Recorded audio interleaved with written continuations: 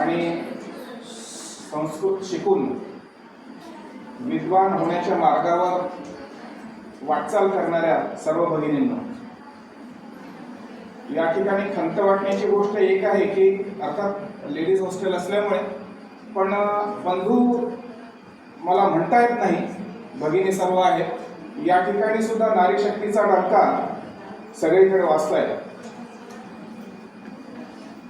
उल्हासजींचं भाषण संपल्यानंतर आणि माझं भाषण सुरू होण्याच्या आधी जो थोडासा कुजबुजाट सुरू झाला त्याचा अर्थ मला कळला. मेसमध्ये प्रिपरेशन सुरू झालेले आहे. मी थोडा या ठिकाणी उभा याच्यासाठी आहे की काही संस्कृत शिकण्याचे प्रॅक्टिकल गोष्टी तुम्हाला सांगण्यासाठी मी उभा आहे. मगाशी असं सांगण्यात आलं की तुम्ही सर्व विद्यार्थ्यांनी या बहुतेक पोस्ट ग्रॅज्युएशनच्या आहात. पोस्ट ग्रॅज्युएशन मध्ये तुम्हाला काहीतरी रिसर्च करायचा आहे. काही लोक याच्यानंतर PhD ला जातील, काही लोक टीचिंग मध्ये जातील आणि तुम्ही सुद्धा विद्यार्थ्यांना गाईड म्हणून गाईड करणार आहात. सध्याचा जो काही रिसर्च आहे, मी माझं बॅकग्राऊंड सांगतो. माझ्या परिचयामध्ये थोडंसं राहिलं ते. मी हे सांगण्यासाठी का उभा आहे ते सांगतो. मी फार्मसी बॅकग्राऊंडचा आहे. गव्हर्नमेंट पॉलिटेक्निकमध्ये फार्मसीला प्राध्यापक म्हणून काम केलं, औषध निर्माण शास्त्र या विषयामध्ये. आणि त्यातही माझा विषय होता औषधी वनस्पतीशास्त्र. तर माझा प्रॅक्टिकल अनुभव सांगतो म्हणजे त्याच्यावरून तुम्ही शिकाल. मी जेव्हा माझा एमफार्मच्या वेळेला डेझर्टेशन करत होतो, तुम्हाला माहिती आहे की आता या भगिनींनी आयुर्वेदाबद्दल सांगितलं. आयुर्वेदाचा आणि औषधी वनस्पती शास्त्राचा खूप जवळचा संबंध आहे. आणि त्याच्यामुळे जेव्हा मी डेझर्टेशन करत होतो तेव्हा जी मी वनस्पती निवडलेली होती माझ्या अभ्यासासाठी त्याचा रेफरन्स वर्क मला करायचं होतं.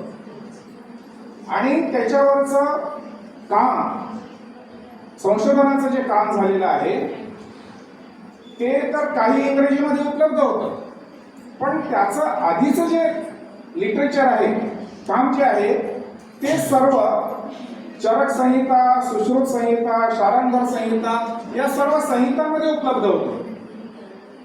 आणि मला संस्कृत येत नसल्यामुळे मी मग रिसर्च कसा केला, रेफरन्स कसा केला, या संस्कृत ग्रंथांचं कोणीतरी इंग्रजीमध्ये किंवा मराठीमध्ये भाषांतर केलेलं आणि मग त्या भाषांतरावरून मी माझा रेफरन्स वर्क केला. भगिनींनो, आपण वेगवेगळ्या अभ्यासाच्या क्षेत्रामध्ये काम करत असाल. उल्हासजींनी आता सांगितलं की संस्कृतमध्ये ही ज्ञान भाषा आहे.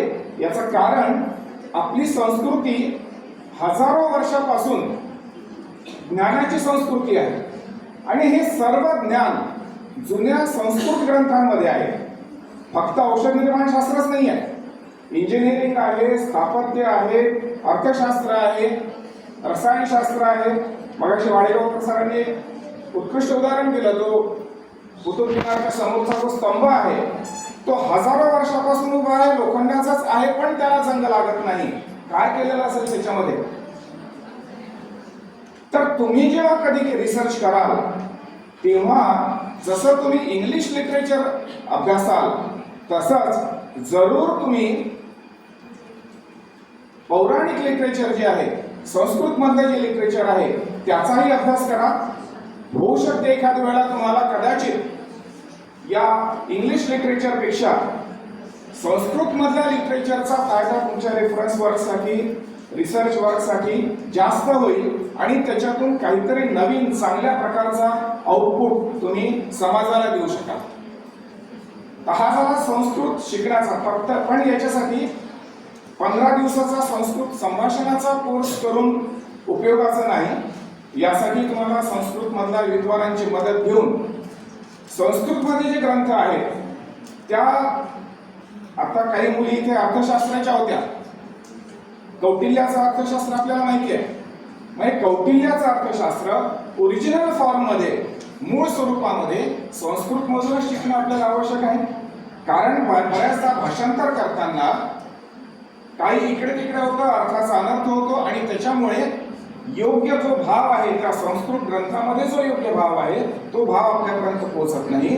आणि म्हणून आपण सर्व पोस्ट ग्रॅज्युएशनच्या विद्यार्थिनी आहात, म्हणून तुम्ही ज्ञानाच्या पुजारिणी आहात, तेव्हा तुम्हाला एक ज्ञानाची भाषा, तुमचं ज्ञान एनरिच करण्यासाठी म्हणून ज्ञानाची भाषा आली पाहिजे, म्हणून तुम्ही संस्कृतचा अभ्यास जरूर करावा. उल्हासजींनी सांगितलेले बाकीचे पैलू तर आहेतच. दुसरा एक भाग मी तुम्हाला सांगू इच्छितो. आपल्या मोबाईलमध्ये व्हॉट्सअप असतं. सगळ्यात जास्त ज्ञानाचा सोर्स जर कुठला असेल तर तो आपण म्हणतो गुगल, आणि त्याच्यानंतरचा व्हॉट्सअप. व्हॉट्सअपवर असं असं आलेलं आहे, किंवा अमक्यानी असं म्हटलेलं आहे, किंवा पेपरमध्ये असं छापून आलेलं आहे, याला म्हणतात किंवदंती असं म्हटलेलं आहे.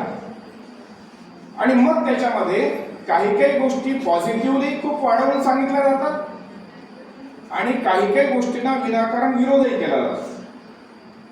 आपल्याला त्याच्यामध्ये यायचं नाहीये. पण एखाद्या गोष्टीच्या साठी प्रतिपादन करताना किंवा एखाद्या गोष्टीला विरोध करताना जर मूळ संस्कृत लिटरेचर जर अभ्यास केलेला असला तर आपल्या विरोधालाही धार येईल आणि आपल्या प्रतिपादनाला सुद्धा चांगल्या प्रकारे धार येऊ शकेल. आणि त्याच्यामुळे तुम्हाला जेव्हा एखाद्या गोष्टीचा, एखाद्या मुद्द्यावर विरोध करायचा असेल किंवा एखाद्या गोष्टीचं प्रतिपादन करायचं असेल, तेव्हा सुद्धा मूळ लिटरेचर वाचणं हे आवश्यक आहे. ते संस्कृतमध्ये असेल तर ते समजण्यासाठी तुम्हाला संस्कृत भाषा यायला पाहिजे. आणि NEP मध्ये, नवीन शैक्षणिक धोरणामध्ये संस्कृतवर जास्त भर दिलेला आहे. तुम्ही कदाचित तिथून निघून जाल, तुमच्यासाठी शैक्षणिक धोरण, नवीन शैक्षणिक धोरण हा फारसा अडथळा येणार नाही. पण नवीन येणाऱ्या बॅचेससाठी मात्र संस्कृत शिकणं, संस्कृत समजणं, संस्कृत वाचणं हे आवश्यक होणार आहे. तर पुनश्च एकदा तुमचा संस्कृत संभाषणाचा कोर्स तुम्ही उत्तीर्ण केल्याबद्दल अभिनंदन करतो, आणि इथून पुढे तुमच्या संस्कृत अभ्यासाच्या वाटचालीसाठी शुभेच्छा देतो. धन्यवाद.